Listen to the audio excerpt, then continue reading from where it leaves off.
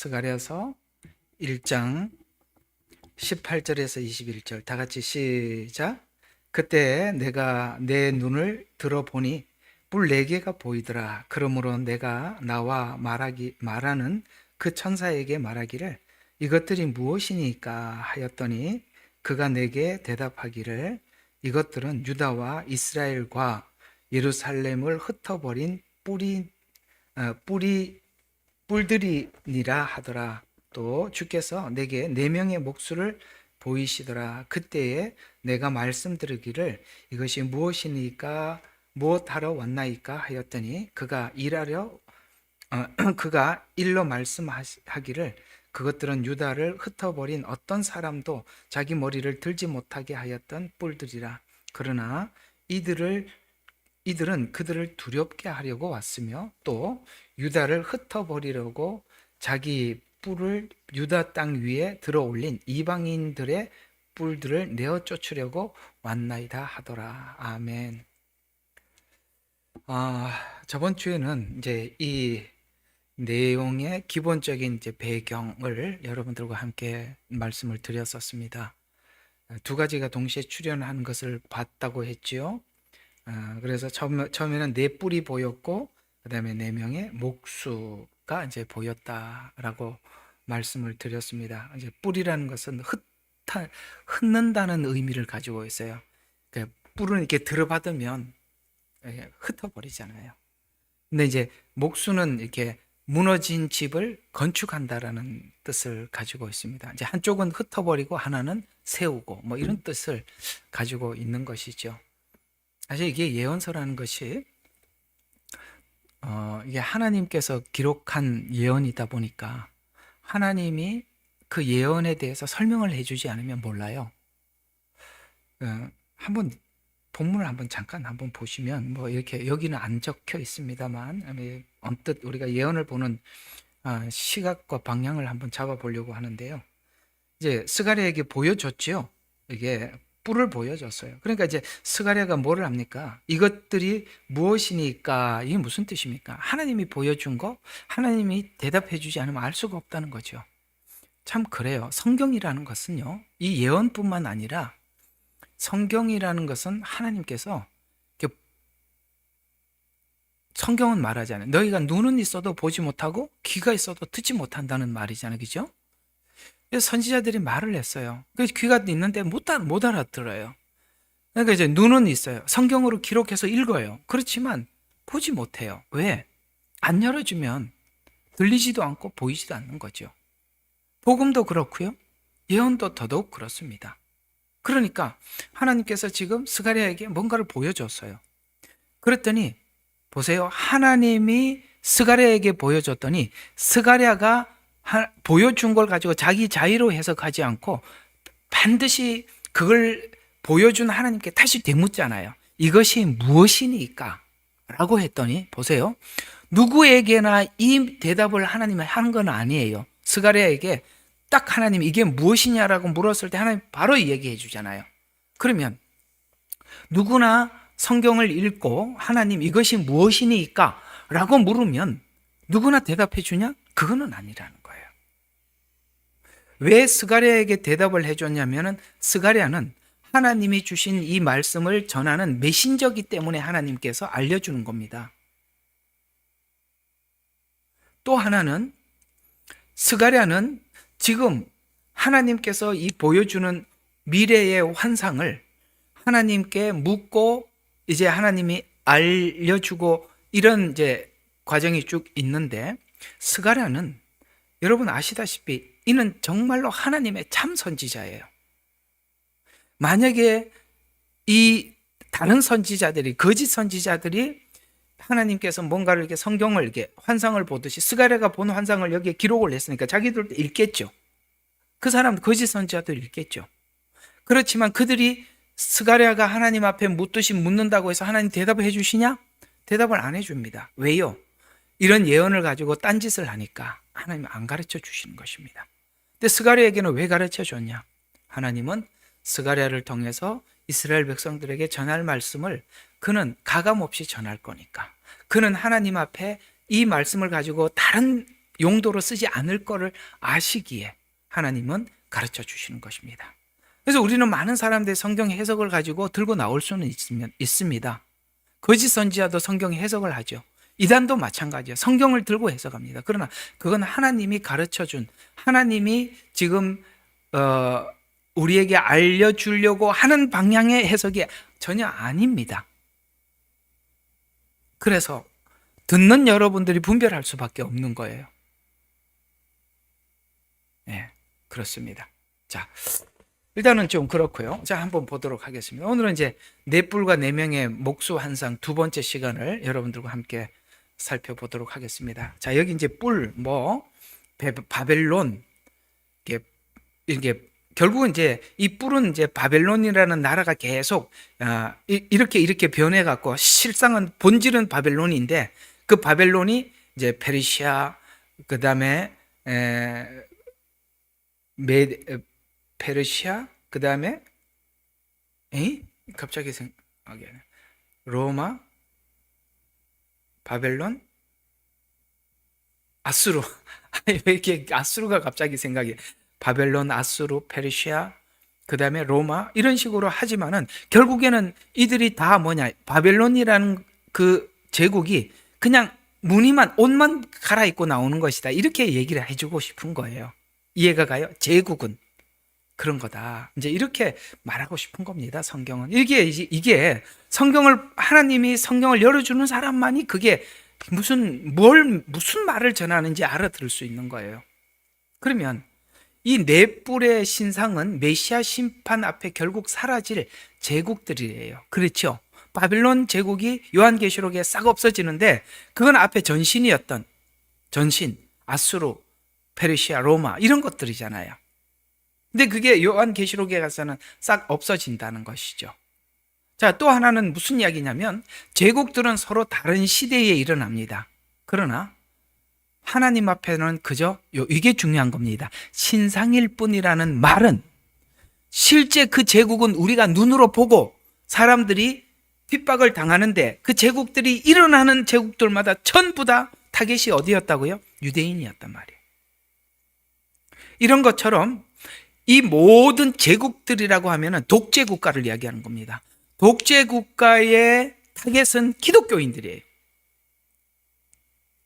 이런 걸 하나님이 말해주고 싶은 겁니다. 근데 그게 지금 이름만 바뀌었지. 그게 다 똑같은 거야. 신상이다. 신상이라는 말은 실제 눈에 보이는 제국은 우리가 지금 막닥뜨리는 인간 대 인간이지만 그러나 그 뒤를 움직이는 배경은 사단이라는 거예요. 신상이란 말이에요. 그러니까 이제 감이 오시죠. 약한 자들이 등장하는 것은 그 악한 영에 의해서 세워진 것이다. 타겟은 누구냐? 하나님의 사람들이다. 이렇게 우리에게 알려주고 있는 겁니다. 신상은 인간이 볼 때는 마치 권세자 같고 힘이 있잖아요. 그리고 영광 같아 보이지만 하나님이 보실 때는 우상일 뿐이다. 꼭두각시다. 어떤 악한 영의 꼭두가시에 불과하다. 그래서 왜요? 저게 우상이 하는 짓, 곧 이 사단이 하는 짓과 똑같다. 이렇게 우리에게 알려주고 싶은 것입니다. 또 우상이 금, 은, 동, 철. 우리 저번 주에 이 부분을 좀 많이 다뤘죠. 이게 다르게 색깔만 다르게 나타날 뿐 본질이 뭐냐? 인간 중심 통치 체제라는 흐름에서 동일하다는 거예요. 인간 중심. 자, 이걸 우리가 왜 이 성경은 자꾸 이 우상 나라, 이 사단의 나라를 이게 바벨론이라고 부르는가를 우리가 창세기 11장에 있는 이 바벨론이 생긴 그 태동의 동기를 잘 살펴야 지금 현재 이 독재자들의 등장이 뭔지 알 수 있어요. 다 똑같아요. 여기 11장하고 너무 똑같아요. 자, 우리 창세기로 가봅시다. 늘 그랬죠. 이해가 안 되면 창세기로 가라. 더 이해가 안 되면 1장부터 11장으로 가라. 거기가 모든 원인의 출발이다. 이런 말씀을 여러분들에게 드린 적이 있습니다. 자, 보시면 여러분 어디까지 좀 가셔야 되냐면, 니므롯이 어디 등장하는지 빨리 좀 찾아봐요. 내가 미리 안 찾아놔서. 니므롯 어디 나오죠?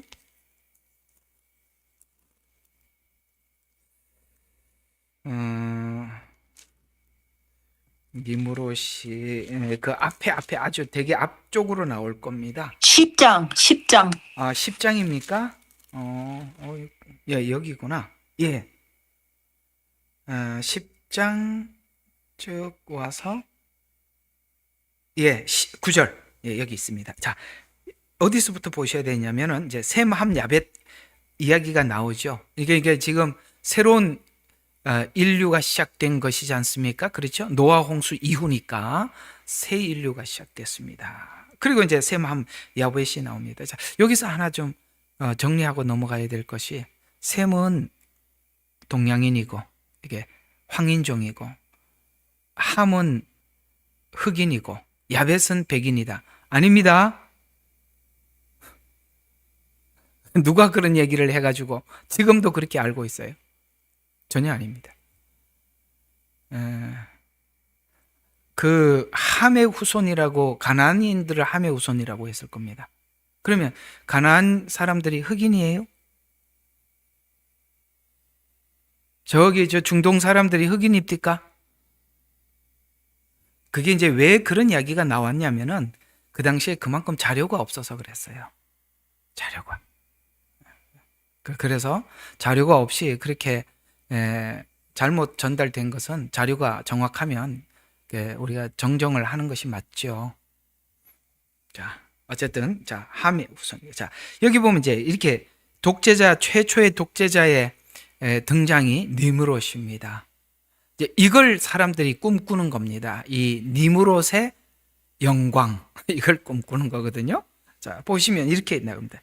자, 8절에 보면, 구스가 님롯을 낳았으니, 구스는 이제 함의 후손입니다.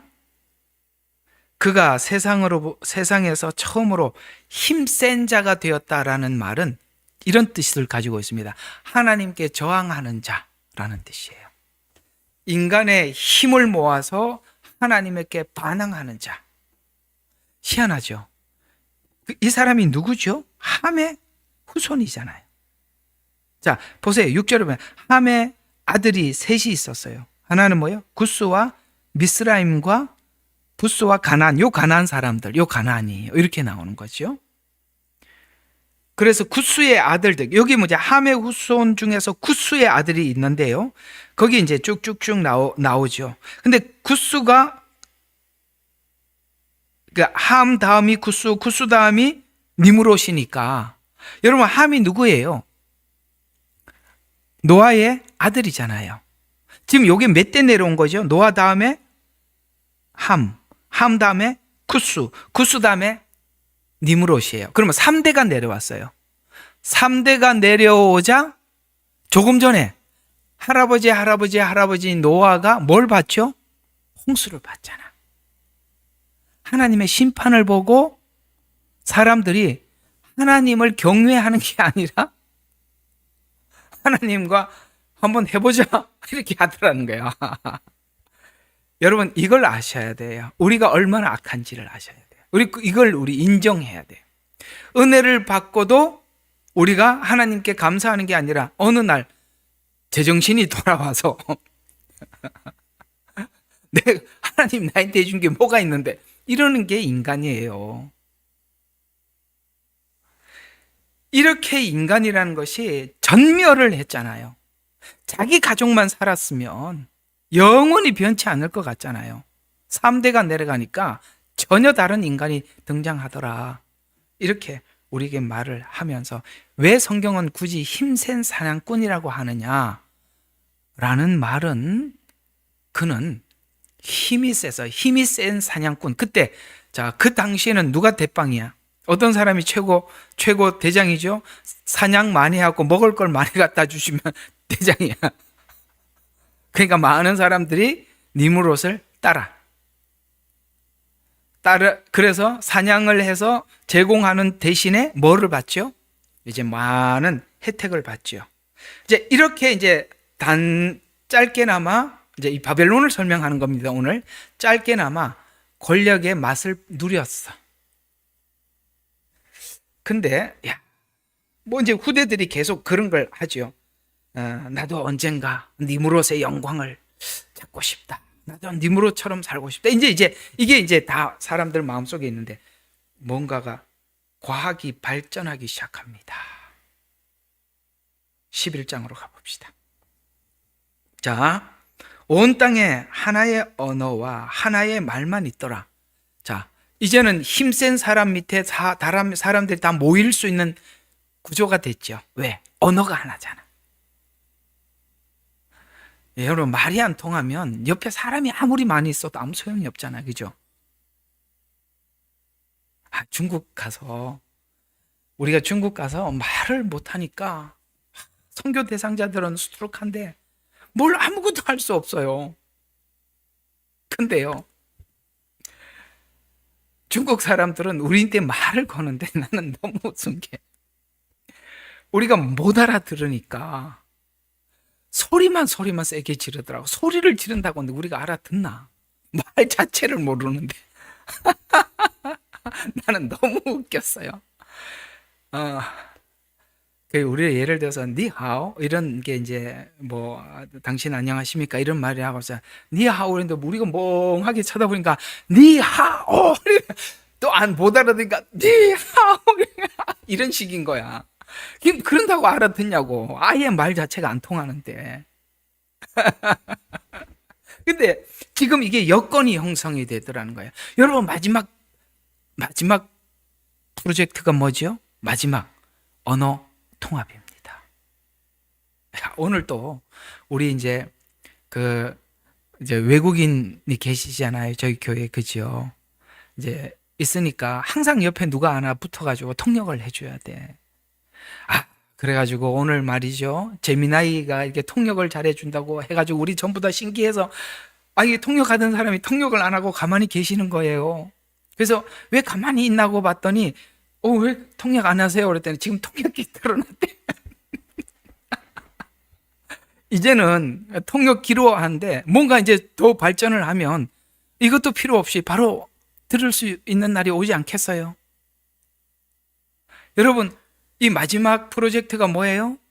언어 통합입니다. 왜요? 바벨론 때 왜 이런 바벨론 성을 쌓을 수 있었냐면은 바로 뭐죠? 언어가 하나가 되었기 때문이에요. 이런 것도 다 참고를 하셔야 돼요. 이런 게 다 전부 다 마지막 프로젝트라는 거 기억하시면 됩니다. 또 그들이 동쪽으로부터 이동하여 시날 평원에서 만나니 이게 시날이 지금 대략 이라크 어디일 겁니다. 그래서 거기에 거하였더라. 그러니까 갈대아 우르가 거기예요. 갈대아 우르. 그러니까 아브라함이 살았던 지역이 바로 이 시날 지역이에요. 그래서 그들이 서로 말하기를 가서 벽돌을 만들어 단단히. 이게 뭐 대단한 수인데 성경은 왜 벽돌 구운 게 뭔 큰 유세라고 이렇게 하냐? 여러분, 그 당시에는 돌로 뭐를 하려고 하니까 뭘 하지를 못해. 돌은 동글동글 하잖아요. 근데 벽돌을 굽기 시작하면서 성을 쌓을 수 있게 되었다. 그러니까 성을 말하고 싶은 거예요. 그래서 벽돌 이야기가 나오는 겁니다. 근데 한번 봅시다. 벽돌만 있다고 성이 지어집니까? 벽돌을 그 자리에서 고정을 잘 시키려면 뭐가 필요하죠? 우리 이제 그걸 보면 시멘트가 들어가잖아요. 그걸 보고 우리 흔히 모르타르라고 부르는데요. 그걸 얘기하고 있는 거죠. 벽돌을 만들어서 단단히 굽자 하고 그 벽돌은 그들은 벽돌을 돌로 대신하고 그 다음에 뭐죠? 벽돌로 돌을 대신하고 그 전에는 돌로 했단 말이에요. 근데 이제 벽돌을 만들어서 했다. 그러니까 정사각형이니까 딱딱히 높이 쌓을 수 있단 말이에요. 여러분, 돌로는 이렇게 높이 쌓을 수가 없어요. 근데 이제 벽돌과 벽돌을 고정을 해야 높이 쌓을 수 있으니까 꼭 필요한 게 뭐냐? 몰타르가 필요한데 역청으로 회반죽을 대신하였어요. 왜냐하면 역청은 많지 않거든요. 근데 회반죽이라는 게 뭐냐는 잘 모르겠습니다. 아마 우리 시멘트 같은 그런 종류인 것 같아요. 그래서 대신하였으며 또 그들이 말하기를 가서 우리를 자 이제 이렇게 뭔가 과학이 그러니까 받쳐주니까 배경이 돼주니까 사람들이 과학이 받쳐주면 이런 생각을 한다는 거예요. 자, 우리가 말하기를 우리를 위하여. 자, 말하는 전부 다 이제 우리란 건 전부죠. 사실은 이렇게 말하는 사람은 누구와 같은 꿈을 꾸고 있다고요? 니무롯 같은 꿈을 꾸고 있는 거예요. 말은 선동이에요. 자, 우리가 성을 쌓고 이 안에서 살자. 사람이 다 모여 살 수 있으니까 성 위에서 살자. 그래서 우리를 위하여 도성과 탑을 세우되 탑이라고 해요. 왜? 벽돌이 있으니까 높이 올라갈 수 있어요. 그 탑을 세우되 탑 꼭대기가 하늘에 닿도록 하여. 이게 무슨 뜻이죠? 하나님 이제 또 홍수 내려봐. 우리는 다 위로 도망가면 되니까. 이런 말이잖아요. 하나님 또 우리 물로 심판하려고 우리 얼마든지 피할 수 있어. 지금 뭘 이야기하고 싶으냐? 바벨탑은 하나님의 심판을 알면서도 그걸 인간의 모인 힘으로 방어하자는 거예요. 이게 바벨의 정신이라는 거예요. 바벨의 정신이 뭔지 지금 설명해 주고 있는 겁니다. 그래서 이제 하나님 결국에는 이 문제가 보통 일이 아니라서 자 6절에 이렇게 합니다. 이런 일을 시작하였으니 이제는 그들이 하기로 구상한 일을 아무도 막을 수 없다. 이게 무슨 뜻입니까? 인간의 지혜가 그 다음번에 성만 쌓겠어요. 그 다음에 또 뭘 하고 그 다음에 또 하고. 지금 우리 과학기술을 보세요. 우리가 온라인으로 전 세계가 동시에 예배를 드리는 거 인간의 지혜 하나님이 알고 있는 겁니다. 그래서 뭐라고 이야기하죠? 자, 이런 일을 구상한 일을 아무도 막을 수 없을 것이라. 계속 여러분 지금 이것이 우리가 걱정하는 게 AI 로봇이잖아, 그죠? AI 로봇끼리 채팅하는 걸 옆에서 보면 기가 막힌다 그러잖아. 우리가 인간을 어떻게 하랴 이러고 앉아 있다는 거야. 그런데도 인간은 만들어내. 그 말이에요. 아무도 막을 수 없어. 인간의 호기심, 인간의 지혜를 막을 길이 없어. 그것도 하나님이 인정하시는 거예요. 그러면서 가자, 우리가 내려가서 거기에서 그들의 언어를 혼란시켜 그들이 서로 말을 알아듣지 못하게 하자 하시고 이렇게 말씀하셨어요. 저는 어쨌든 이거는 제 개인의 주장이니까 그냥 여러분들도 우리 주생명 선교교회와 예레미야 눈물교회 성도로서 그냥 우리 목사님은 그렇게 얘기하시는데 그 좀 한번 생각해 볼 만하다 뭐 이런 정도로만 받아들여 주시고 이 목사님이 그렇게 이야기하고 이단인 것 같아 이런 얘기는 하지 마시고 그냥 제 보이는 관점이 좀 이런 게 있어요. 그 느부갓네살이 왕이 본 황금 우상의 비유를 보면 끝에 가보면 철과 진흙이에요. 분명히 진흙은 인간을 상징한다고 보여집니다. 철은 제가 볼 때는 반도체 쪽 같아요. 왜냐하면 그게 다 저게 히토류나 이런 걸 가지고 만드는 거거든요. 철. 근데 합하려고 하지만 합하지 않더라라고 이렇게 하면서 끝이 나요. 그래서 이게 마지막에는 이게 공산진영과 민주진영이 합한다, 그 다음에 종교 통합이다, 자꾸 이렇게 하는데 제가 볼 때는 그렇게 보이지 않고 왜냐면은 이 힌트를 제가 여기서 얻은 거거든요. 한 언어가 하나가 됐기 때문에 모였었어요. 그렇죠. 그래서 하나님이 이것을 더 이상 막을 수가 없어서 어떻게 합니까? 언어를 혼잡게 해버려요. 마지막 때도 이 바벨이 완성이 되려면 언어가 통합이 돼야 되는데 요즘 그런 말이 나오잖아요. 공부할 필요 없어. 칩만 넣으면 돼. 근데 이게 합하지 않더라가 오늘 여기 보면 언어를 혼잡게 한 것처럼 이게 합하지 않는 것이 이 부분이 아닌가. 인간과 휴머니즘이라 그러나요? 인간과 칩의 만남. 이것으로 계속 부작용이 나타나고 문제가 생기는데 그거는 이제 제가 그냥 지금 이 시대까지 와보니까 이게 아닌가라고 그냥 생각을 하는 거니까 또 어디 가서 여기는 그래서 뉴럴링크 그렇구나. 예. 어디 가서 김 목사는 그래서 이런 말은 하지 말고 그냥 한번 괜히 말했나 그렇게 후회하게 하지 마세요. 아시겠어요?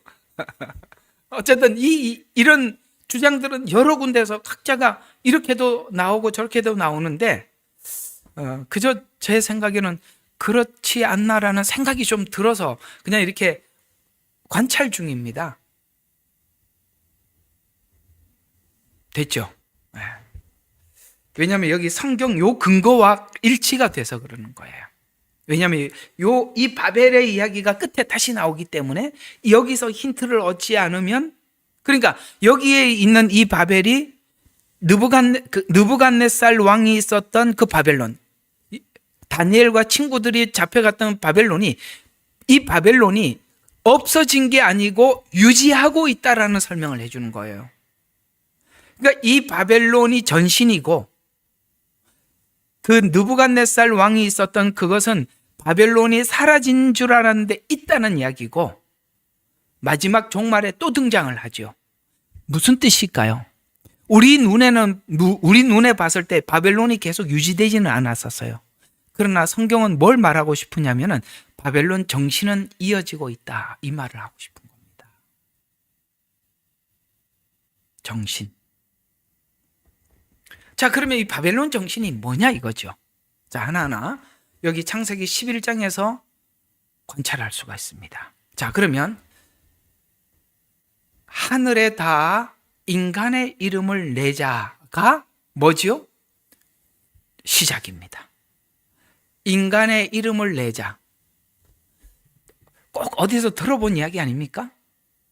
인간의 이름을 내자. 야, 에덴 동산에서 마귀가 하와에게 했던 말이잖아, 그죠? 하나님 같이 되리라. 인간은 사단이 우리 인간에게 잊어버리게 만드는 게 하나 있어요. 그게 뭐냐면 당신이 피조물이라는 사실을 잊게 만듭니다. 우리가 머리가 회전이 돌아가고 권력이 모아지고 사람들이 자기에게 고개를 숙이고 그러면 자기가 신인 줄 알아. 전능하다고 생각을 해. 늙어간다는 걸 깜빡 잊어요.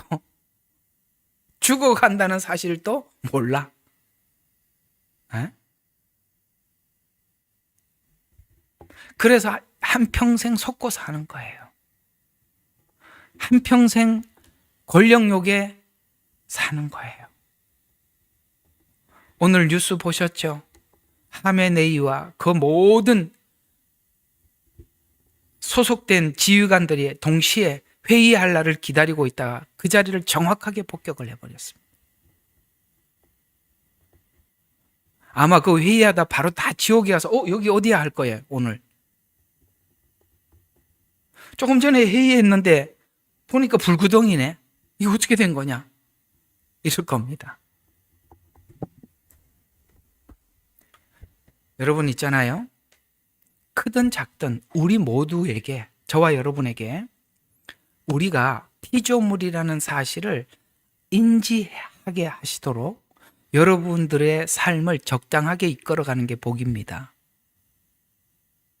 우리가 넉넉해지고 뭔가 실력이 있어져 가면요, 우리가 우리 존재의 위치를 잊어버려요. 사단이 늘 뭐라고 말했어요? 하늘에 다 우리 이름을 내자. 그 다음에 뭐예요? 그리고 우리 이름을 내자. 하나님 이름을 지우자는 거죠. 그리고 하나님 없는 세상을 구축하자. 공산주의는 철저하게 무신론에서 완벽한 인본주의에서 나온 것입니다. 그리고 철저하게 성경이 말한 독재 체제입니다. 똑같죠? 바벨론 구조하고. 또 하나는 뭐라고요? 하늘에 닿게 하자. 하늘에 닿게 하자. 그 이름을 하나님 같이 되리라. 자기 이름을 내려는 자들의 나라. 독재 체제는 자기 이름을 내는, 자기 하나만 위하는 나라. 니무롯. 그 다음에 우리의 이름을 내자. 이건 뭐죠? 하나님 없는 세상을 만들어서 하나님이 없는 사상을 가진 사람들을 모아서 국가를 만들자는 거예요. 그래서 무신론이에요. 그러니까 신이라는 이름 자체를 지어버려요. 저는 좀 이게 이제 역설적인 은혜였습니다만, 이 지구상에 신이 가장 많은 나라가 어디냐? 신이 가장 많은 나라. 일본 가면 신이 무슨 양 많아요? 5만 개의 신이 있대요. 신이 종류가 5만 개래. 그런데 예를 들어서 오늘 내가 어떤 신발을 신고 갔다가 사고가 났어. 근데 이상하게 이 신발이 어떻게 해가지고 내 발을 안 다쳤어. 그러면 이게 이제 그 집의 신이 돼버리는 거예요. 그러다 보니까 신이 5만 개가 생긴 거예요. 뭐 하면은 그거 5만 개만 되겠습니까? 아마 더 많을 겁니다. 근데요, 일본보다 더 많은 신이 있는 나라가 있어요. 그게 중국이었습니다. 중국은요, 귀신천지예요. 근데 모태똥이가 무신론, 신은 없다 그래가지고 머릿속에 모태똥이가 한 일이 뭐냐면 중국 사람들 머릿속에 신을 다 지워버렸어요. 그래서 복음을 전하는데 훨씬 좋았어요. 어떨 때는 내가 중국 가서 선교하면서 야, 이 모태똥이가 이거 하나는 잘했다. 그래서 복음을 전하는데 왜냐면은 만약에 그들이 귀신을 믿고 있으면, 여러분 이상하게 귀신을 믿고 있으면은 그게 신이다 보니까 하나님도 귀신의 수준에서 머무는 거예요. 근데 이게 무신론의 머리에 깨끗하게 신을 지워버렸으니까 그냥 복음을 쑥쑥 들어가는 거예요. 그래서 이것도 하나님의 뜻이구나. 참 감사했던 적이 있었습니다. 사상. 신이 없는 자들이 모여서 완벽한 인간, 그러니까 철저하게 인간을 믿게 돼요. 리더를 믿게 되죠. 인간을 믿게 되죠. 그러니까 그런 구조로 만들더라. 이 북한을 보면, 중국을 보면, 이런 독재 국가들을 보면, 그래서 그 나라를 건국했던, 지금 베트남에도 그 사람이 아마 그 김일성이처럼 박제돼 있고, 저 중국에도 모태똥이가 천안문에 사진이 걸려 있고 박제돼 있고, 북한에도 그렇고, 아시죠? 이런 독재 국가들은 바로 인간 중심, 완벽한 인본주의다 보니까 그 창시자를 항상 이렇게 놔둬서, 그래서 자기들의 어떤 창립 정신을 기리려고 하는 것이죠. 국가를 창건한, 그렇죠. 또 하나는 흩어짐을 면하자라는 말은 놀랍게도 하나님께서 말한 말씀과 정확하게 반대되는 이야기인데요. 하나님 뭐라 그랬어요? 인간을 창조하시고 땅에 충만해라, 이렇게 했어요. 번성해라. 근데 뭐라고요? 흩어짐을 면하자. 이건 뭐죠? 하나님과 반대로 하나님의 통치를 거부하고 하나님 나라의 확장을 거부하고, 그래서 자기 안전을 추구하고, 그러기 위해서는 이렇게 사람들이 모여있기 위해서 몇 가지가 필요하대요. 성이 필요하고, 그 다음에 높은 탑을 쌓아서 감시를 해야 하고, 정치 구조를 만들어야 되고, 경제를 통합시켜야 돼요. 지금 그래서 바벨론이 경제 통합이잖아요. 경제를 통합하고 종교가 통합돼야 돼요.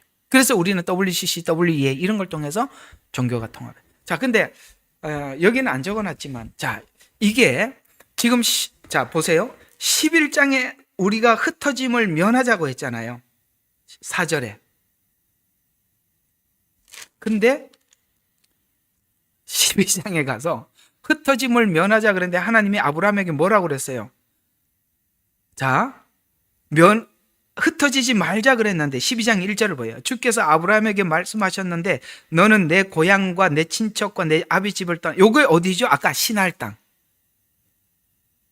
갈대아 우리에서 뭐 하라고요? 떠나. 내가 보여줄 땅으로 가라. 다르잖아요. 여기는 모이자. 한쪽은 뭐예요? 가자.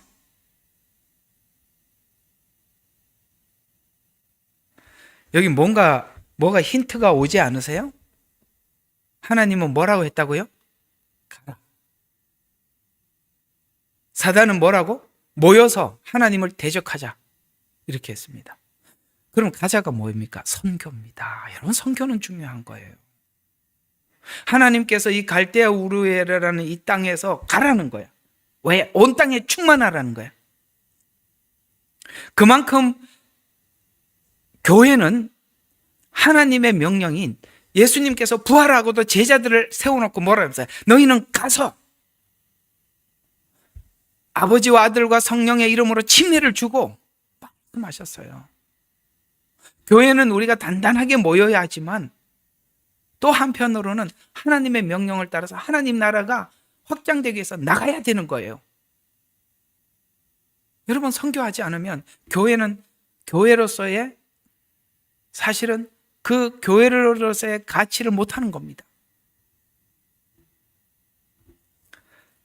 완전히 참 재미있죠. 여기는 모이자. 12장에 하나님이 보내버려. 참 재미있습니다. 성경이 이렇게 인간이 구상한 세계, 하나님께서 만들려고 하는 세계가, 어쩌면 인간이 만드는 세계는 하나님과 이토록 반대가 되냐. 그러면 오늘 아까 말했죠. 실제 제국이라는 권력을 가지고 이렇게 저렇게 법을 만들지만 배경은 누구다? 사단이다. 우상이다. 정체를 밝혀준 겁니다. 어때요? 제가 지금 이렇게 설교를 했는데 여러분 한번 물어볼게요. 나 그거 알고 있던 건데 목사님이 이제 말씀하시네. 예요? 아니면 그런 거야? 였어요. 이게 성경의 깊이예요. 이런 말들이 괜히 기록된 게 아니라 하나님은 하나님의 백성들에게, 자녀들에게 알려주고 있었던 겁니다. 자, 그러면 우리는 이런 바벨론 성과 같은 이 세상에서 우리 신앙을 지키려면 어떻게 해야 되느냐? 지금 말씀드린 게 이런 구조를 알으라는 거예요. 지금 하나님이 다 이렇게 열어줬잖아요. 교회는 모이는 구조예요. 맞습니다. 모여서 가족이 되고 단단해야 돼요. 그 다음을 하지 않으면 교회가 하나님의 뜻에 의해서 움직이는 게 아니라 인본주의로 모여 있으면 나가야 돼요. 선교사를 돕고 기도하고, 우리 수요 기도에 그래서 참 감사해요. 시드니를 위해서, 이스라엘을 위해서, 이제는 전쟁이 일어나는 국가들을 위해서 기도하고, 우리가 이게 기도가 점점 세계를, 우리가 비록 가지는 못하지만 그렇게 기도하다 보면 하나님의 마음이 전달이 되고, 하나님의 마음이 전달되면 또 하나님이 일하는 곳에 우리가 함께 조금이라도, 물질이라도 도움이 되고 뭔가를 해야죠.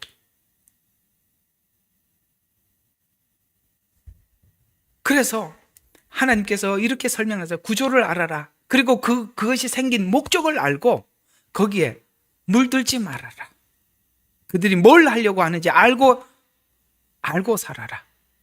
말씀하고 있고요. 또 하나는 마음과 뜻을 정하여서, 이해가 가요? 그걸 지키려면 마음과 뜻, 다니엘과 다니엘 세 친구가 바벨론에 가서 어떻게 살았냐? 마음을 정하고 뜻을 정해. 왜? 하나님을 향해서 이 바벨론이 어떻게 무슨 법을 만들고 뭘 하더라도 마음을 딱 정한 대로 그대로 가는 거예요. 곧게 가는 거예요. 곧게. 예? 뭐 누가 볼 때는 고집이 세 보이지만 고집이 아니라 신앙이라니까. 그게 어떻게 고집입니까? 신앙이지. 그래서 마음과 뜻을 정해서 작은 것에서, 그러게 친구들에게 야, 이 정도는 먹어도 괜찮냐? 먹어라. 그랬더니 어떻게 합니까? 타협하지 않아. 작은 것에서부터 타협하지 않고 기도하면서, 다니엘은 그랬잖아요. 그 시간이 되면 정확하게 기도, 하나님 중심, 하나님이 뭐라고 말씀하시는지 항상 하나님께 말씀에 귀를 기울여. 그래서 기도하면서 맡기더라는 것이죠. 또 하나는 이 말씀 있는 공동체에 들어와야 돼요. 이거를 우리 스스로가 다 알 수가 없으니까 말씀 있는 공동체에 들어와서 함께 기도하면서 우리는 이 말씀을 통해서 우리에게 밝혀주시는 최후가 어떻게 되는지 알고 가자는 거야. 그 알려고 하면 하나님께서 성경에 있는 모든 내용들이, 얘야, 나는 너에게 이걸 위해서 이걸 기록해뒀단다. 난 너희한테 이걸 알려주기 위해서 이걸 설명한 거야 하고 성경 어디를 봐도 다 열어주시잖아요. 너무 신기하지 않아요? 너무너무 신기해요. 어쩌면 저는요 옛날에 이렇게 하나님의 이렇게 성경을 학교 다닐 때부터 그렇게 많이 열어주셨거든요. 학교 가다가 집에 오면서 차를 운전하다가 울다가 서서 하나님 준 거 받아 적고 이렇게 살았어요. 너무너무 충격적이어서. 또 하나님의 또 이렇게 하나님이 또 잠자다가 또 일으켜 세워가지고 그것도 이렇게 밤에도 이렇게 해. 그렇게 하나 열리고 또 이렇게 열리고 너무너무 좋아서 흥분이 돼서 잠을 못 자고 이렇게 하나님이 열어주시더라고요. 그러니까 하나님은 당신이 사랑하는 사람들을 이렇게 보호해 주시는 거예요. 얘야, 이거는 원리가 이런 거야. 여기에 이런 죄 조심해야 되고 이거는 이렇게 되는 거야. 이 뒷 배경은 이래. 이런 걸 하나님이 다 가르쳐 주시잖아요. 얼마나 고마워요. 이렇게 친절하게 안내하고 있지 않습니까? 또 각 나라, 아까 이제 느부갓네살 왕이 본 이 황금 무상의 비유를 보면 왜 그걸 각 나라가 막 등장을 하고 있는데 그걸 왜 우상이라고 하느냐? 신이 하는 말과 같은 말을 하는, 이상하죠. 독재자들은 자기가 신이라고 생각을 해요. 그래서 어느 정도 독재가 되면 꼭 신격화를 시키네. 뭐 솔방울로 뭘 만들었다고 그랬지? 솔방울로 뭘 만들었지? 하여튼 김일성이가 뭐 솔방울로 뭘 만들었다면서요. 아주 웃기는 인간들입니다. 수류탄을 만들었대요? 이야, 대단하구나. 그러면 솔방울 던지면 터지나? 예. 웃어서 설교가 안 되네. 자, 그래서 스스로 영광을 취하고 내가 평화주의자다. 나는 너희들의 모든 것을 구원한다. 그래서 이걸 아셔야 돼요. 독재자들이 오늘 이 니무롯과 같은 독재자들이 하는 말이 똑같은 게 뭐냐면 네가 이 성 안에서 내가 지시하는 대로 살아라. 그럼 내가 너희한테 필요한 건 다 줄게. 그게 딱 한 가지를 요구해요. 그게 뭘까요? 자유를 반납해라. 내가 시키는 대로 해라. 그럼 내가 너희한테 필요한 거 다 줄게. 그래서 적당히 배급해주고 사람들의 자유를 다 뺏어버리는 겁니다. 여러분, 지금 우리나라도 사실 그런 일이 일어나고 있어요. 서서히 사람들이 적응해 나가고 있습니다. 한꺼번에 하지 않아요. 조금씩 하는데 이걸 끝까지 깨어있는 사람들은 성경을 아는 기독교인들, 성경을 아는 아무나가 아니라 지금 우리가 보니까 엉터리가 너무 많았던 거예요. 진짜 그리스도인들만 눈치채고 사는 거예요. 오늘 다니엘과 다니엘 세 친구처럼 각오를 하셔야 돼요. 마음을 정해야 돼요. 우리 옛날에 복음성가 중에 이런 복음성가가 있었어요. 이 세상은 나그네 길, 나는 다만 나그네. 나의 집은 저 하늘 저 너머 있고 하늘에서 나로라고 부르니 나는요 세상에 있을 마음 없어요. 이 세상 나의 집은 아니요. 우리 주님 다시 오실 때 우리가 이 재림신앙만이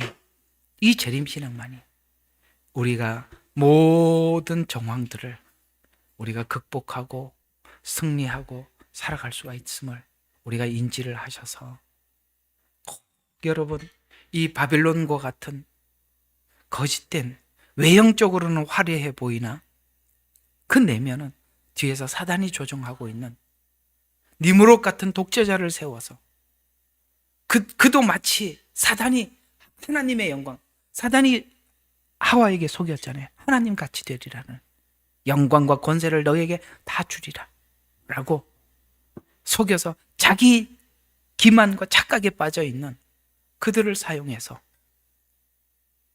이렇게 복음을 변질시키고 하나님 나라를 와해시키려고 하는 이 자리에 누가 신앙을 지키고 자기를 지킬 수 있느냐? 다니엘 같은 각오를 하지 않으면, 새 친구와 같은 결단을 하지 않으면 어느 날 자기 육신을 위해 할 때 거기에 나도 모르게 함몰된다는 것을 뚜렷하게 기억하셔서 우리가 이 세상을 이겨나가야 되는 것입니다. 그래서 이 바벨론의 형성 구조를 보면 힘으로, 두려움으로 참 특별해요. 이게요, 이상하게 독재자들이 하는 방법이 뭐냐, 힘으로, 필연적으로 사람에게 두려움으로, 두려움. 여러분, 이 두려움을 극복할 수 있는 인간이 별로 없어요.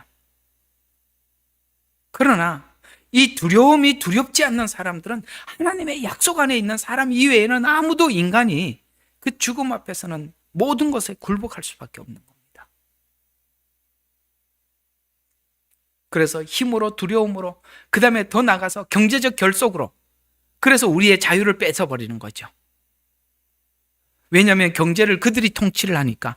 경제라는 것은 내가 내 마음대로 하고 싶은 것을 할 수 있는 권리를 의미하잖아요. 돈이라는 게 그렇잖아요. 내가 원하는 걸 내 스스로 할 수 있는, 선택을 할 수 있는 게 내가 돈을 가졌을 때 할 수 있는 거잖아요. 그래서 마지막에 666을 동원해서 통제한다는 것은 자유를 뺏어버리는 겁니다. 경제를 통해서. 그래서 경제, 정치가 결속으로 또 군사력을 유지하는 구조이기 때문에 여기에 하나님의 도움을 원치 않게 되죠. 경제, 군사, 정치 탄탄함 이런 것들이 되어 있으면 하나님의 도움을 원치 않게 되죠. 자연스럽게 하나님을 거부하게 돼요. 이게 다 육신을 위해서 사는 사람들에게 이렇게 그런 사람들을 묶어버릴 수 있는 이게 이제 바벨론 구조예요.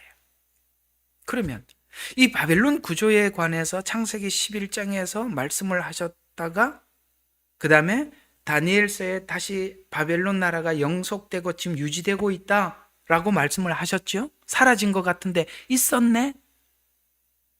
옷만 바꿔 입고 그 다음은 아수르라는 이름으로 등장하고 헬라라는 이름으로 등장을 하고 로마라는 이름으로 자꾸 등장을 할 뿐이지 바빌론 정신은 여전히 남아있는데 그 정신이 어디서 설명이 되었다고? 니므롯과 창세기 11장에 있는 바벨론을 세운 동기에서 우리가 보라고 그랬죠. 근데 이게 언제까지 간다? 예, 마지막 요한계시록까지 등장을 합니다. 그래서 계시록에서는 바벨론 나라를 완성한 상태라고 말하고 있어요. 그 여기서는 미완성이에요. 그러나 마지막에 완성을 하는데 자, 여기까지만 할게요. 아까 이제 했던 것까지 여기까지인데요. 자, 계시록에서는 어떻게 완성하느냐? 세상의 권세 하나로 모으죠. 근데 이게 권세가 모아지려면 필연적으로 종교 통합이 이루어져야 돼요. 종교 통합. 왜냐하면 이 종교가 통합되지 않으면 아무리 누군가가 권세를 짓눌러도 안 되는 거예요. 그러면 종교 통합을 하려면 꼭 뭘 해야 되냐면 예수 그리스도의 구원이 약화돼야 되는 거예요. 그래서 이 자유주의 신학 같은 이런 엉터리 신학들이 들어오면서 이 복음이 예수 그리스도의 복음이 아닌 다른 이야기로 변질되어서 이미 예수님에 관해서는 약화가 되어 있어요.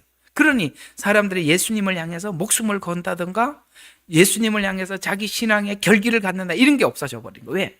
예수님 자신이 약화가 되니까. 이게 종교 통합의 목적인 거예요.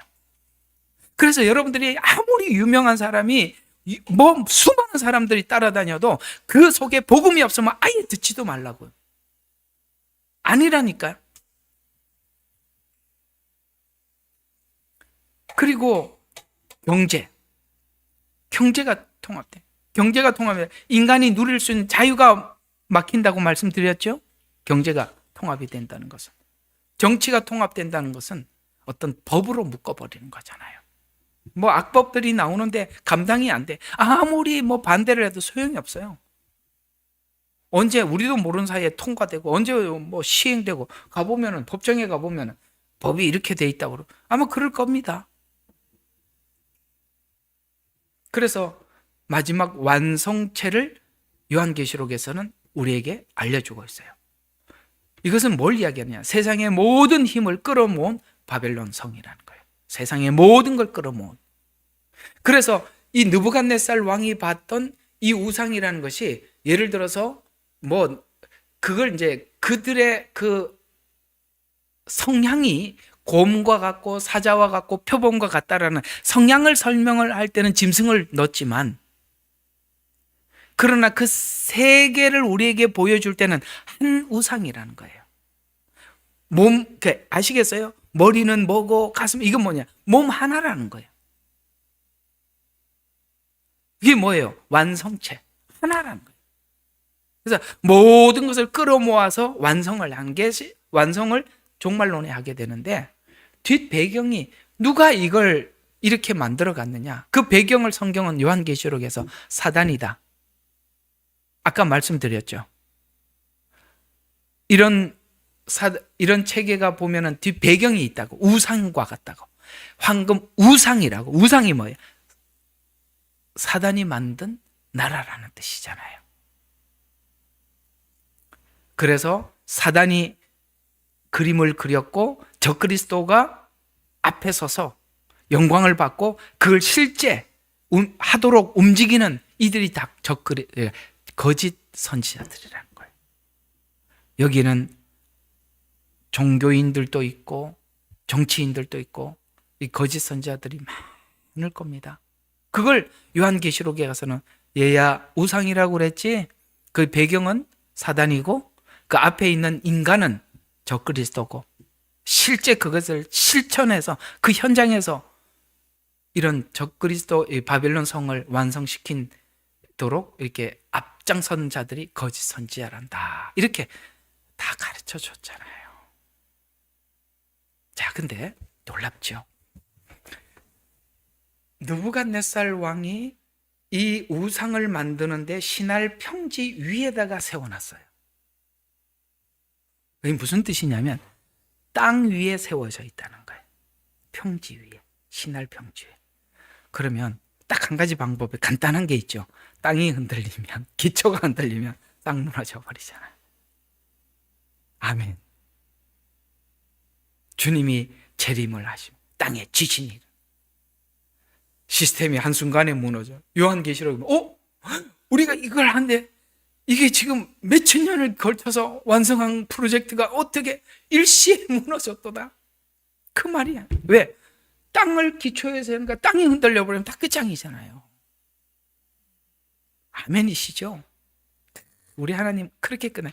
그러니까 우리가 이게 허수아비 같은 거예요. 시편에 그래요. 땅의 기초가 흔들리면 우리가 설 곳이 어디냐? 아멘. 하나님이 기초를 흔들어 버린대요. 그렇게 파괴가 될 것이다 라고 말합니다. 자, 우리 하나만 더 합시다. 그러면 바벨론 나라의 완성의 실상 끝은 이게 우상의 끝을 보면 철과 진흙이라고 했는데 왜 철과 진흙이냐? 다니엘서 2장 아까 말씀드린 거 이거 이제 그 말이에요. 2장 43절에 철과 진흙이 썩기려 하나 서로 합하지 않더라라는 이 미지수는 지금까지 종교 역사상 이 해석이 시대마다 변하는 거야. 시대마다 왜 중세 때 이렇게 주장을 했다가 그 다음에 근대에 와서 이렇게 현대에 와서 또 주장이 다르고 또 지금 주장이 달라요. 왜? 이거는 미지수예요. 왜? 끝에 그 시대가 끝이다 보니까 끝에 가봐야 아는 거예요. 그러니까 아이고 중간에 사람들이 얘기했던 거 다 틀렸는데 아직도 그거라고 그냥 붙잡고 있으면 곤란합니다. 왜? 그건 그때가 와봐야 아는 거야. 근데 우리가 지금 완벽한 종말에 와 있잖아요. 아까 말씀드린 거예요. 철이 뭐냐? 진흙이 뭐냐? 이제 제가 아까 말씀드렸던 게 아까 이 이야기예요. 바벨론 성을 지으려고 해서 바벨론 성을 지으려고 할 때 하나님께서 심각한 걸 보고 관찰을 해보고 심각해서 언어를 혼잡케 해서 흩어버림으로 인해서 그 성이 완성이 안 됐잖아요. 그러면 이 힘이 어디서 나왔다고요? 언어가 통합된 데서 이런 프로젝트가 시작될 수 있었다라는 얘기가 되는 거예요. 그러면 마지막 프로젝트도 언어가 통일이 되어야 완성이 된다라는 말을 우리 창세기 11장에서 힌트를 얻어서 왔을 때, 지금은 온 세상이 언어가 다 다르니까, 그러면 이 철이라는 말이, 우리는 옛날에 쇳덩어리만 써서 전쟁인가? 이렇게 생각을 했다고요. 철은 그런 무기로 생각을 했단 말이에요. 그러나 놀랍게도 우리는 이 철이라는 것이 히토류, 이런 것들도 하나의 철인데 그것이 다 반도체의 기술이라는 거예요. 그런 측면에서 아까 이제 말씀드린 게 그러니까 창세기 11장과 그 다음에 요한계시록에 있는 철과 진흙이라는 것이 뉴럴링크라고 아까 그렇게 적었나요? 그래서 인간과 컴퓨터의 조합, 이렇게도 한번 생각해 봐야 되지 않겠나라는 생각이 드는 겁니다. 자, 그래서 언어가 통합을 시켜서 우리 이름을 내고 이렇게 주도해보자라는 말이 이렇게 일치되지 않나라고 생각이 듭니다. 자, 오늘은 여기까지 여러분들에게 말씀을 드립니다. 자, 다음 주에는 스가랴서와 다니엘서, 요한계시록 이 세 개를 한번 엮어보겠습니다. 재밌죠? 예언서가 처음에는 여러분들이 좀 어려워 보여도 알면 알수록 우리가 모든 내용이 떨어져 있지 않고 연결돼서 점점 확장해서 설명해주고 있다는 걸 알게 됩니다.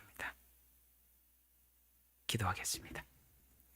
하나님 아버지, 오늘은요 스가랴서에 등장하고 있는 네 뿔과 그 다음에 목수의 등장이 무언가 생각해 보기 위해서라도 이 뿔에 관해서 우리가 공부를 해야 합니다. 그 뿔은 느부갓네살 왕이 보았던 황금 우상의 비유며, 또한 다니엘이 보았던 뿔이며, 요한계시록에 이 뿔은 또다시 등장을 합니다.